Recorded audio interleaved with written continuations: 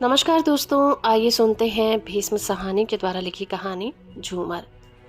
खुले मैदान में अर्जुन दास कुर्सी पर बैठा सुस्ता रहा था। मैदान में धूल उड़ रही थी, पांवों को मच्छर काट रहे थे। उधर शाम को साए उतरने लगे थे और अर्जुन दास का मन खिन्न सा होने लगा था। जिन बातों में जिंदगी भर परेशान नहीं किया था, वे जीवन के इस चरण में पहुंचने पर अंदर ही अंदर से गाहे बगाहे कचोटने कुरेदने लगती हैं। अनबुझी सी उदासी मन पर छाने लगती थी। कभी कभी मन में सवाल उठता, अगर फिर से जिंदगी जीने को मिल जाती तो उसे मैं कैसे जीता, क्या करता, क्या नहीं करता। यह तय कर पाने के लिए भी मन में उत्सुकता नहीं थी। थका थका सा महसूस करने लगा था।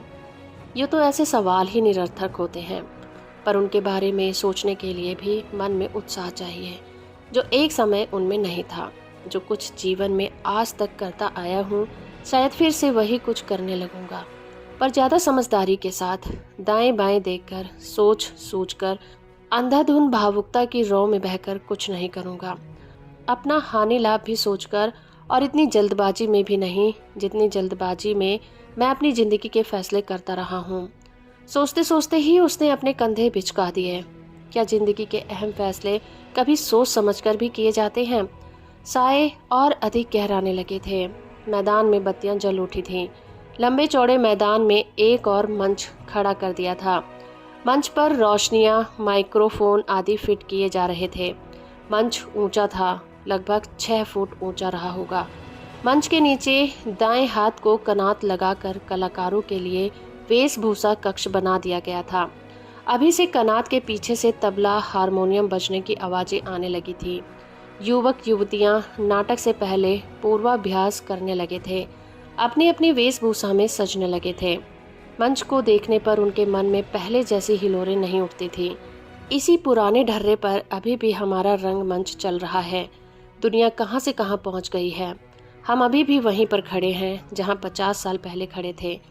फटीचर सा मंच खड़ा किया करते थे। बिजली की रोशनी नहीं मिलती तो गैस के लैंप उठा लाते। रात पड़ जाती तो वहीं मंच पर अभिनय के बाद सो भी जाते थे। तब भी ना जेब में पैसा था, ना कहीं से चंदा उगा पाते थे। बस खेल दिखाओ, दर्शकों के सामने झोली फैलाओ और खर्च निकाल लो। कोई दुवन्नी डाल देता तो कोई चुवन्नी। कभी कोई दर्शक अधिक भावुक हो उठता तो चमकता रुपए का सिक्का डाल देता। मैं और मेरे साथी सब कुछ भूले हुए इसी काम में मस्त थे। इसी काम में सारी जवानी खप गई, न जाने कैसे खप गई। उन दिनों भी अर्जुन दास के पांवों में फटे हुए सस्ते चप्पल हुआ करते थे। आज भी वैसे ही चप्पल हैं, केवल अब जिंदगी ढलने लगी है। बहुत से साथी काल प्रवाह में बहते हुए न जाने किस ठौर जा लगे हैं। अब वो स्वयं बहुत कम अभिनय कर पाता है। सांस फूलने लगती है, आवाज बैठ जाती है, माथे पर पसीना आ जाता है और टांगे कांपने थरथराने लगती हैं। मैदान में युवक युवतियां अब अधिक संख्या में इकट्ठा होने लगते थे। कुछ एक बड़ी उम्र के संयोजकों को छोड़कर बहुत कम लोग इसे जानते पहचानते थे। कुछ लोग दूर से इसकी ओर इशारा करते। वो रंगमंच का खलीफा बन गया था, छोटा मोटा नेता। वह रंगोत्सव में उसे पुरस्कार देने के लिए बुलाया गया था। आज उसे नाट्य समारोह शुरू होने जा रहा था। संयोजक उसकी खातिरदारी कर रहे थे। सब कुछ था, पर मन में वो उत्साह नहीं था जो कभी रहा करता था। समारोह आज होने में अभी देर थी। अब उस तरह के कार्यक्रम अर्जुन दास से निपटे नहीं थे। 9 बजे का वक्त देते हैं, 10 बजे शुरू करते हैं। दर्शक लोग भोजन करने के बाद पान चबाते टहलते हुए आएंगे, गप्पे हाँकते। कहीं कोई उतावली नहीं होगी, कोई समय का ध्यान नहीं होगा। यहाँ पर वक्त की पाबंदी कोई अर्थ नहीं रखती। किसी से पूछो नाटक कब शुरू होगा तो कहेंगे यही कोई 9-10 बजे। समाप्त कब होगा? यही कोई 11 बजे। अध्यक्ष महोदय कब आएंगे? बस आते ही होंगे। वह जानता था कि नाटक अधकचरा होगा। मंच की साज सज्जा से ही उसका नौसिखियापन झलक रहा था। उसके मन में टीस उठने का एक कारण यह भी रहा था, अभिनय और कला कहाँ से कहाँ तक पहुँच चुकी है, पर हमारा ये रंगमंच अभी भी पुराने ढर्रे पर चल रहा है। आज रंगमंच में प्रविधि के स्तर पर एक विशेष निपुणता आ गई है। रोशनी का प्रयोग, मंच की सज्जा, वेशभूषा, चुस्ती मुस्तैदी वो नहीं कि धूल भरे मैदान में जहां पानी का छिड़काव कराने तक के लिए पैसे संयोजक की जेब में ना हो और फटे पुराने पर्दे और कनाते और मुंडी निचोड़ी दरिया, और जहां हाथों से खींच खींच कर पर्दा गिराया जा रहा हो और वह भी पूरी तरह स्टेज को ढक नहीं पाए, और पर्दे के पीछे इधर से उधर भागते अभिनेता नजर आ रहे हों। पर ऐसे ही रंगमंच पर अर्जुन दास ने जिंदगी बिता दी थी। वो जानता था नाटक बेढंगा होगा, न ढंग की वेशभूषा है, प्रॉम्प्टर की आवाज पर्दे के पीछे से एक्टर की आवाज से ज्यादा ऊंची सुनाई देगी। केवल संवादों के बल पर नाटक चलेगा या फिर गीतों के बल पर। वे असरदार हुए तो नाटक जम जाएगा, वरना वह भी नहीं जमेगा। युवा अभिनेता पंक्तियां भूलेंगे, स्टेज पर डोलते रहेंगे, एक दूसरे का रास्ता काटते रहेंगे। तुम लोग केवल भावना के बल पर नाटक का अभिप्राय दर्शकों के दिल में उतारना चाहते हो। अब यह नहीं चलेगा। लोग नफासत मांगते हैं, और कला और अभिनय का ऊंचा स्तर और मंच कौशल। सैकड़ों की संख्या में भले ही लोग इकट्ठा हो जाएंगे, पर वे तुम्हारे नाटक के कारण नहीं, वो तफरीह चाहते हैं जिसे तुम मुफ्त में जुटा रहे हो, इसलिए आएंगे। तुम्हारी कला देखने के लिए नहीं आएंगे। रात को खाना खा चुकने के बाद पान चबाते हुए यहाँ घड़ी दो घड़ी मन बहलाने आएंगे, वह भी इसीलिए कि तुम अपने खेल मुफ्त में दिखाते हो। अगर टिकट लगाते तो कोई देखने नहीं आता। आज से 10 साल पहले भी यही कंडीशन थी। एक जगह पर नाटक खेलते, फिर दूसरी जगह भागते। आज ही प्रातः कुछ एक पुराने रंग कर्मियों की चौकड़ी जमा थी। वे सब युवा नाट्य समारोह को एक तरह से आशीर्वाद देने आए थे। उसमें अर्जुन दास भी था। अर्जुन दास की पत्नी कमला भी थी।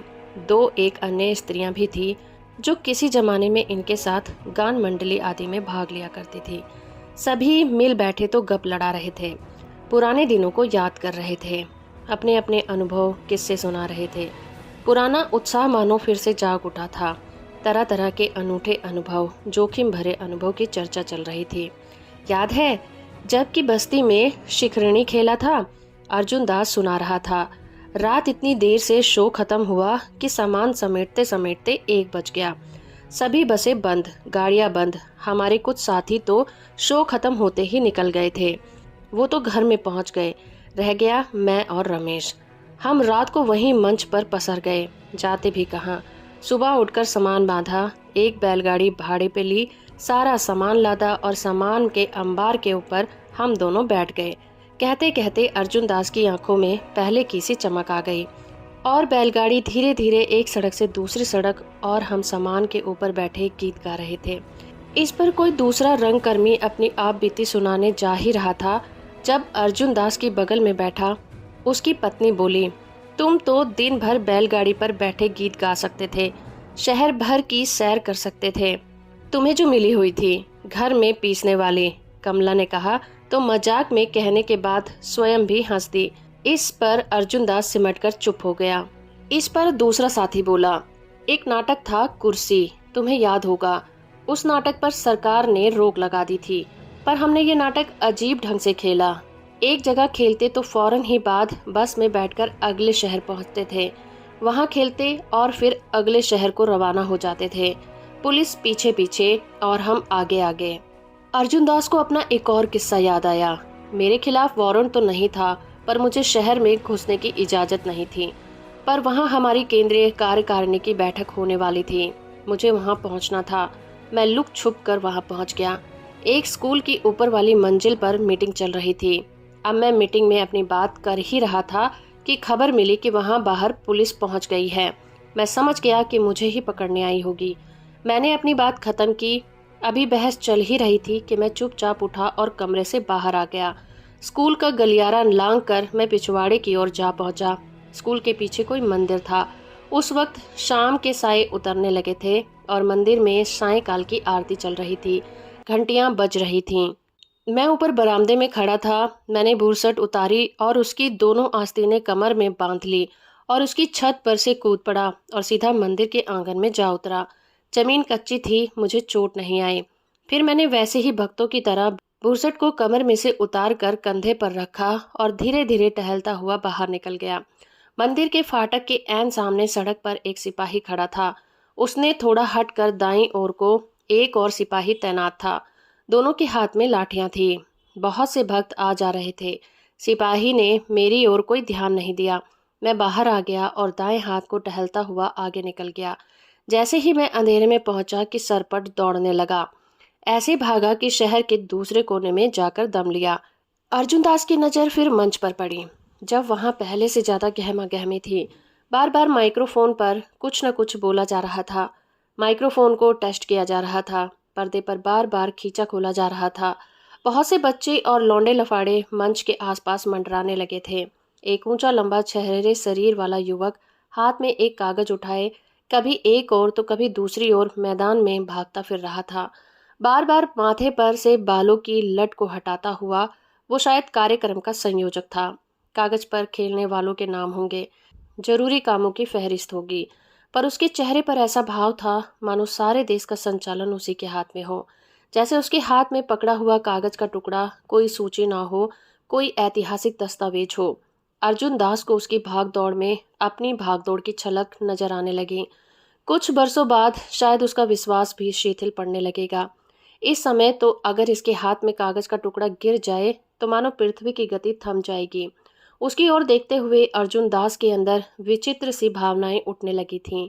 कभी कभी उसके उत्साह में उसे बचकानापन नजर आने लगता, और अब वह युवक हाथ में कागज का फड़का उठाए अर्जुन दास की ओर बढ़ता आ रहा था। शायद रंगमंच की रूप सज्जा तैयार हो गई है और खेल शुरू होने वाला है। संभवतः युवक उसे कोई सूचना देने को बुला रहा है। चलिए, देर आए दुरुस्त आए। ज्यादा देर इंतजार नहीं करना पड़ा। 11 बजे तक का खेल समाप्त हो जाएगा और जल्दी छुटकारा मिल जाएगा। लड़का पास आ गया था। अर्जुन दास ने कुर्सी पर से टांगे हटा ली, पर युवक खड़ा रहा। बुजुर्ग के सामने उसे कुर्सी पर बैठने में झेप हो रही थी। कहो बरखुरदार, सब तैयारी हो गई, अब पर्दा उठने वाला है। नहीं साहब, हमारे 2 कलाकार अभी तक नहीं पहुंच पाए हैं। उन्हें पहुंचने में देर हो गई है। अर्जुन दास के मन में खींच उठी। वह चुप रहा। स्वयं अतिथि होने के कारण कुछ कहते नहीं बनता था। ओखली में सिर दिया तो रोना क्या। कहाँ से आ रहा है? जी, वो बहुत दूर से आ रहा है। बसें हर आधे घंटे के बाद चलती रहती हैं। उन्हें अब तक पहुंच जाना चाहिए था। अर्जुन दास चुप रहा, ये सोचकर कि वे दोनों युवक इस आयोजन में भाग ले पाने के लिए इतनी दूर से बसों में धक्के खाते पहुंचेंगे। 2 घंटे के शो के लिए 10 घंटे का सफर तय करेंगे और फिर कल लौट जाएंगे। ये मौका शिकायत करने का नहीं था। अर्जुन दास ने युवक की ओर देखा। बड़ा प्यारा सा लड़का था। मन से भीग रही थी। चेहरे पर जवानी की लुनाई थी। आंखों में स्वच्छ सी चमक, जिसका भास सायंकाल के इस छुटपुटे में भी सो जाता है। बैठो, अर्जुन दास ने खाली कुर्सी की ओर इशारा करते हुए कहा। लड़का कुछ सकुचाया, फिर बैठ गया। सर, आपसे एक अनुरोध है, आप मेरी सहायता करें। क्या बात है? सर, आप मेरे पिताजी को समझाएं। वे नहीं चाहते कि मैं रंगमंच का काम करूं। वे क्या चाहते हैं? वो चाहते हैं मैं नौकरी करूं, कोई सरकारी नौकरी।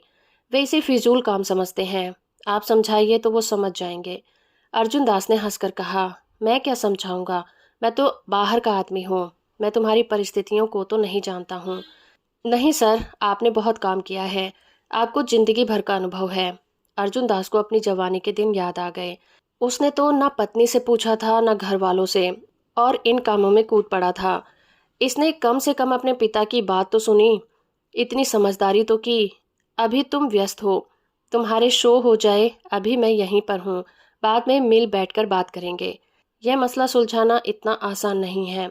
अच्छा सर, मैं कल आपसे मिलूंगा। और वह उठकर कदम बढ़ाता हुआ रंगमंच की ओर चला गया। इस युवक में अर्जुन दास की पुरानी यादों को और ज्यादा कुरेद दिया था। रंगमंच के साथ जुड़ने से पहले वो देश के स्वतंत्रता संग्राम की ओर उन्मुख हुआ था। न जाने वह भी कैसे हुआ। शायद इसीलिए कि वातावरण में अजीब सी धड़कन पाई जाती थी। अजीब सा तनाव था। दिल में भावनाओं के ज्वार से उठते थे।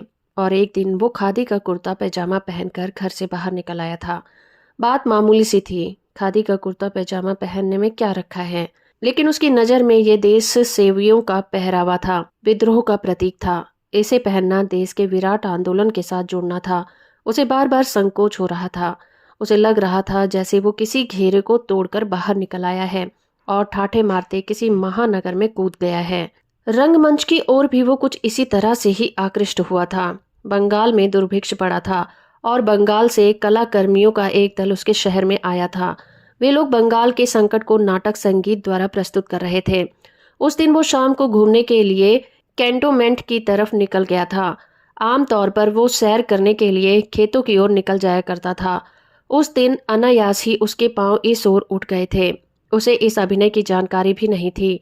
घूम चुकने पर वो घर की ओर लौट रहा था जब एक सिनेमा घर के सामने उसे छोटी सी भीड़ खड़ी नजर आई और अर्जुन दास कौतूहलवश उस ओर चला गया था। पर्दा उठने पर एक वयोवृद्ध व्यक्ति कोई अभिनेता और वयोवृद्ध व्यक्ति की भूमिका निभा रहा था। पीठ झुकी हुई थी, सफेद दाढ़ी, हाथ में हरिकेन लैंप उठाए मंच पर आया था और कांपती हुई आवाज में बोला था, सुनोगे, अब आगे बंगाल की कहानी सुनोगे। और अर्जुन दास को जैसे बिजली छू गई थी और उसके बाद जितने दृश्य उसके सामने आए थे सभी उद्वेलित करने वाले, सभी उसके दिल को मथते रहे थे। लगभग 1.5 घंटे का कार्यक्रम चलता रहा था। अनेक गीत थे, कुछ हिंदुस्तानी में, कुछ बंगला में, सभी हृदय स्पर्शी, दिल को गहरे में छू लेने वाले। वो पहली बार ऐसा नाटक देख रहा था जो अन्य नाटकों से भिन्न था। मंच सज्जा ना के बराबर थी। अनपढ़ सी हर हाल में बैठे लोग मंत्रमुग्ध से देखे जा रहे थे। दृश्य श्रृंखलाबद्ध भी नहीं थे, पर उनमें कुछ तो था जो सीधा दिल में उतरता था। और अंत में उसी वयोवृद्ध ने मंच पर से उतरकर दुर्भिक्ष पीड़ितों के लिए झोली फैलाई थी और झोली फैलाए दर्शकों की पांतों के सामने आने लगा था। तभी अर्जुन दास की आगे वाली सीट पर बैठा एक भाव विह्वल व्यक्ति ने अपने कानों में से झिलमिलाते सोने के झूमर उतारकर वयोवृद्ध की झोली में डाल दिए थे और उसी क्षण मानो अर्जुन दास के जीवन में कांटा भी बदल गया था। तब भी उसने किसी से परामर्श नहीं किया था और रंग कर्मियों की टोली में शामिल हो गया था। वो मेरे स्वभाव का ही दोष रहा होगा। मैं भावोद्वेग में अपना संतुलन खो बैठता हूँ और बिना हानि लाभ पर विचार किए बिना आगा पीछा देखे कूद पड़ता हूँ।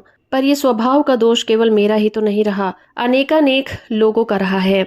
और वो कितने निखरे निखरे व्यक्तित्व वाले लोग थे, कितने सच्चे और ईमानदार।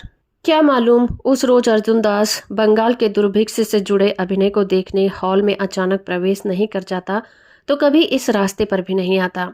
क्या मालूम हॉल में अर्जुन दास के सामने बैठी युवती ने अगर सोने के झूमर उतारकर अभिनेता को झोली में न डाल दिए होते तो उसकी जिंदगी का कांटा नहीं बदलता। जाने क्यों, क्या मामूली जिंदगी का कांटा बदलने के लिए कोई और कारण बन जाता। उसके कानों में फिर से उसकी पत्नी का वह वाक्य गूंज गया जिसे वो अक्सर सुना करता था, तुम्हें ब्याह नहीं करना चाहिए था। तुम जैसे लोग ब्याह करके अपने घर वालों को भी दुखी करते हैं और खुद भी दुखी होते हैं। जिंदगी में अनेक अवसरों पर उसकी पत्नी उसे झंझोड़ती रहती थी, अपने बच्चों का वास्ता डालती रहती थी, सुबह और शाम तक घर के कामों में पीसती रहती थी। और अर्जुन दास के सिर पर तो जुनून सवार था। मुंबई में कांग्रेस का अधिवेशन था, अर्जुन दास को तो जाना ही जाना था। तुम भी चलो, उसने अपनी पत्नी से कहा, पर छोटे छोटे 2 बच्चों को छोड़कर कैसे जाती। देश सेवा का काम तो मर्दों के लिए बना है, तुम ही जाओ, मैं घर में ही ठीक हूँ। और अर्जुन दास बुक्का उठाकर चल दिया था। और हर बार ऐसा ही होता था, बुक्का उठाकर चल देता था। कभी कभी छोटी मोटी पूंजी लगाकर पुस्तकें प्रकाशित भी कर देता था। वो दुकान खोल देना एक बात है, उसे चलाना दूसरी बात। लोग बाग मुफ्त में पुस्तकें उठाकर ले जाते, अपने पैसे लगाकर पुस्तक छापता। पुस्तक विक्रेता महीनों तक अदायगी नहीं करते। दुकान पर मित्रों रंग कर्मियों का तांता लगा रहता। सभी अर्जुन दास की जेब से चाय पीते और गप्पे हाँकते। कुछ लोग अपनी घटिया किताबें छपवा लेते। उसी दुकान में ही गान मंडली की रिहर्सलें होती, ऊंची ऊंची ताने उठती। कमला को पता चलता तो मन ही मन कुड़ती रहती। अंत में जब बच्चे कुछ बड़े हुए तो वो स्वयं दुकान पर जा बैठने लगी थी। इससे कुछ तो इस महादानी पर अंकुश लगेगा, चाय की प्यालियां कुछ तो कम होंगी और इसके निगोड़े साथियों को कुछ तो शर्म आएगी। इस दुकान पर बैठने का मतलब था घर पर भी पिसो और दुकान पर भी। तभी कमला ने निश्चय किया कि वो किसी स्कूल में नौकरी कर लेगी। जिस दिन उसे एक प्राइमरी स्कूल में नौकरी मिली और उसने दुकान पर लड्डू बांटे और उसी दिन अपने पति से यह भी कह दिया, अब तुम स्वतंत्र हो, जो मन में आए करो। और एन इसके महीने भर बाद अर्जुन दास जेल खाने में पहुंच गया था। मुंबई में जहाजियों की बगावत हुई थी, जगह जगह एक विरोध प्रदर्शन हुए थे और पकड़ धकड़ शुरू हो गई थी। कमला ने दुकान को ताला लगाया और घर चली गई। सारा रास्ता मन को समझाती रही, उसे पकड़े तो जाना ही था, वह कुछ भी नहीं करता तो सरकार उसे पकड़ ले जाती। पूरे 2 साल तक अर्जुन दास जेल में रहा था और पूरे 2 साल तक कमला प्रति माह उसे मिलने 5 मील दूर जेल खाने जाती रही थी। जीवन की कठिनाइयों को देखने के अलग अलग नजरिए होते हैं। कमला ने अर्जुन दास की सरगर्मियों को स्वीकार कर लिया था। वो जानती थी कि वो उन्हें छोड़ेगा नहीं, इसी ढर्रे पर उसका जीवन चलेगा। जब कठिनाई बढ़ जाती तो वो रो देती, पर मन ही मन उसने अपनी नियति को स्वीकार कर लिया था। और नियति को स्वीकारने का एक परिणाम यह भी हुआ कि कमला की भावनाओं में से कटुता और झल्लाहट कम होने लगी थी, और कभी कभी उसके मन में अपने प्रति सहानुभूति भी उठने लगी थी। एक दिन अर्जुन दास को एक पत्र मिला। जिस समय डाकिया चिट्ठी लेकर आया उस समय कमला घर पर नहीं थी। वास्तव में यह पत्र न होकर एक निमंत्रण था। स्वतंत्रता सेनानियों का कोई जमाव राजधानी में होने जा रहा था और उसे एक जाने माने स्वतंत्रता सेनानी के नाते आमंत्रित किया जा रहा था। पत्र के साथ एक फॉर्म भेजा गया था जिसे भरकर सम्मेलन के कार्यालय को भेजना था। फॉर्म में यह पूछा गया था कि स्वतंत्रता संघर्ष में आपका क्या योगदान रहा। उनके प्रश्न थे, कितने दिन जेल काटी, कभी भूख हड़ताल की, जेल के अंदर, जेल के बाहर, कभी किसी लाठी चार्ज में जख्मी हुए हो, किसी गोली कांड में, रचनात्मक कार्य में कैसा योगदान रहा है, कभी कोई पदाधिकारी रहे हो तो किस समिति के, इत्यादि कुछ इसी तरह के प्रश्न थे। इसे देखकर लगता था कि इस फॉर्म में दी गई सूचनाओं के आधार पर सरकार स्वतंत्रता आंदोलन का कोई वृहद इतिहास ग्रंथ छापेगी। पत्र देख चुकने पर उसके मन की पहली प्रतिक्रिया तो यही हुई कि चलो देर से ही सही, सरकार को स्वतंत्रता सेनानियों की सुधि तो आई। उनकी निष्ठा, उनके काम पर, उनकी कुर्बानियों की ओर किसी का ध्यान तो गया।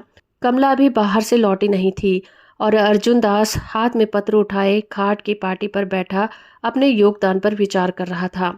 वो कमला को यह पत्र और फॉर्म दोनों दिखाना चाहता था और उसकी प्रतिक्रिया जानना चाहता था। कमला के इंतजार में वो बार बार बरामदे में जाकर खिड़की में से दाएं बाएं बाहर देखता जा रहा था और गली की ओर देखते हुए पहली बार उसका ध्यान इस ओर गया था कि मोहल्ला अब भले लोगों के रहने लायक नहीं रहा है। कमला भी बहुत दिनों से शिकायत कर रही थी कि मोहल्ले में तरह तरह के लोग आ गए थे, शराब और जुए के अड्डे बन गए थे। माल लादने वाले ट्रकों के ड्राइवर, जो सुनने में आया था, तस्करी भी करने लगे थे। कमला कहा करती थी, बेटी बड़ी हो रही है, अब हमारा यहाँ पर रहना ठीक नहीं है, पर जवाब में अर्जुन दास तुनक उठता था। पर आज पहली बार उसे लगा था कि नहीं, मोहल्ला बदनाम बस्ती सा बनता जा रहा है, इसमें अब रहना ठीक नहीं, बच्चों पर बुरे संस्कार पड़ेंगे। और तभी उसे कमला सड़क पर आती नजर आई और उस पर आंख पड़ते ही उसका दिल भर आया था। पत्नी को घर के अंदर देखना एक बात है और उसे सड़क पर अकेले चुपचाप चलते हुए देखना दूसरी बात है। तब उसके प्रति अपनेपन की भावना अधिक जागती है, तब उसने स्त्री सुलभ कामनीयता भी होती है और अपनत्व का भाव भी। तभी अर्जुन दास को इस बात का भी भास हुआ कि उसकी पत्नी को उसके साथ रहते हुए बहुत कुछ सहना पड़ा है। वह उसे कोई भी सुख सुविधा नहीं दे पाया।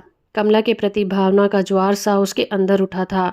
जब कमला अंदर पहुंची, हाथ मुंह धोए, 2 घूंट पानी पिया और दुपट्टे से हाथ मुंह पोंछती हुई उसके पास आकर बैठी तो उससे बात बताई। सरकार की तरफ से चिट्ठी आई है। तुम्हें? उसने तनिक हैरानी से पूछा। हाँ मुझे। क्या लिखा है? बुलाया है। तुम्हें बुलाया है? सरकार को तुम्हारी क्या जरूरत पड़ गई? आज़ादी की वर्षगांठ है, बहुत से लोगों को बुलाया है जिन्होंने आज़ादी की लड़ाई में भाग लिया था राजधानी में। वहां तुम लोगों का अचार डालेंगे क्या? और कमला हंस दी। कमला की लापरवाही सी हंसी को लेकर अर्जुन दास को तनिक छेप हुई थी। वो स्वयं सारा वक्त सरकार की आलोचना करने में लगा रहता था, पर यह पत्र मिलने पर उसे अपने विशिष्ट होने पर भास हुआ था। जाओगे? हाँ जाएंगे, क्यों नहीं जाएंगे, आज़ादी की सालगिरह है। फिर फॉर्म की ओर इशारा करते हुए बोला, ये फॉर्म भेजा है, और फॉर्म कमला की ओर बढ़ा दिया। कमला देर तक बैठी उसे पढ़ती रही, फिर बोली, ये किस लिए है? क्या देशभक्ति को उनकी देश सेवा का मुआवजा मिलेगा? और लापरवाही से फॉर्म को पति को लौटा दिया। मुआवजे का ख्याल अर्जुन दास को नहीं आया था। मुमकिन है सरकार कुछ मुआवजा देने की सोच रही थी। बात अनोखी सी थी, पर देर तक उसके मन में बार बार उठती रही। वो राजधानी गया था। उसके शहर में 9 और व्यक्ति भी गए थे। राजधानी पहुंचने पर वो बेहद उत्साहित हुआ था। स्वतंत्रता सेनानियों का कैंप लगा हुआ था। तंबू ही तंबू थे। पूरी की पूरी बस्ती उठकर खड़ी हो गई थी। अर्जुन दास पुलक पुलक उठा था। मेरी ही इस महायज्ञ की अल्प सी आहुति रही है, वह मन ही मन बार बार कहता। राजधानी में रैली क्या रही थी, मानो मानवता का सैलाब ही उपड़ पड़ा था। और वहां पहुंचकर उसने एक और निर्णय भावावेश ही कर डाला था। बात मुआवजे को लेकर ही रही थी। कमला को फॉर्म का आशय ठीक ही सूझा था। जब से अर्जुनदास राजधानी पहुंचा था, कैंप में जगह जगह सरकारी भत्ते की ही चर्चा सुन रहा था।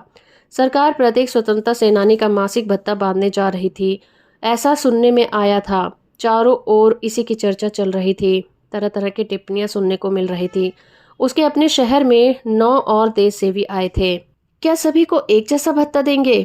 इसके क्या तुक है? जिसने 3 महीने जेल काटी है, उसे भी उतना ही भत्ता मिलेगा। उस आदमी को जिसने 11 साल जेल काटी है, कोई कह रहा था, इस पर किसी को हंसी कर जोड़ा नहीं, सबको तोल तोल कर मिठाई बांटेंगे कुर्बानी के मुताबिक। क्या सूद का इतना भी कुर्बानी माना जाएगा? प्रभात फेरी भी, तामीरी काम भी, इसे भी फॉर्म में लिखूं। उन्हीं के तंबू में एक बार झगड़ा उठ खड़ा हुआ था।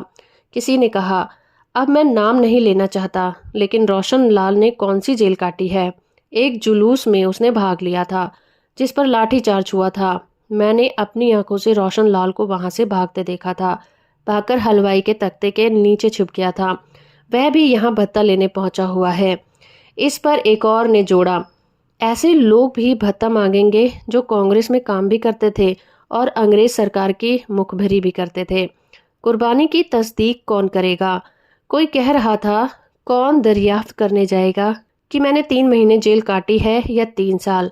भत्ता मांगने वालों में ऐसे लोग भी होंगे जो झूठी दरखास्तें देकर भत्ता मंजूर करवा देंगे। इसी पर एक आदमी घबराया हुआ चिंतित सा कह रहा था, मैंने तो जेल सियालकोट में काटी है और वह पाकिस्तान में चला गया है, मैं तस्दीक कैसे करवाऊंगा?